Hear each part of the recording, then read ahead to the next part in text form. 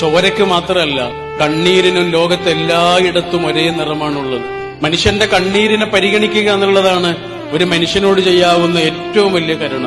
മറ്റുള്ളവരുടെ സങ്കടങ്ങൾ ആർക്കാണ് മനസ്സിലാവുക എന്നറിയോ? ജീവിതത്തിൽ സങ്കടങ്ങളൊക്കെ അനുഭവിച്ച ആൾക്കാർക്ക് മനസ്സിലാവുള്ളൂ, അല്ലാത്ത ആൾക്കാർക്ക് മനസ്സിലാവില്ല. അപ്പൊ നമ്മുടെ ഒരു സങ്കടം നമ്മൾ ഒരാളോട് പറയുമ്പോഴേ അയാൾക്കത് മനസ്സിലാകണമെന്നുണ്ടെങ്കിൽ അതുപോലെ ഒരു സങ്കടം അയാളുടെ ജീവിതത്തിൽ എന്തെങ്കിലും അനുഭവിക്കണം.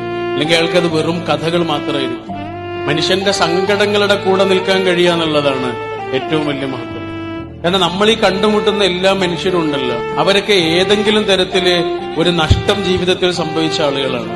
ഏതെങ്കിലും തരത്തിലുള്ള നഷ്ടങ്ങൾ, അത് വളരെ പ്രിയപ്പെട്ടവരുടെ സാന്നിധ്യമാകാം, സ്നേഹമാകാം, ഏറ്റവും പ്രിയപ്പെട്ട ഒരു കൂട്ട് നഷ്ടപ്പെട്ട ആളുകളാവാം.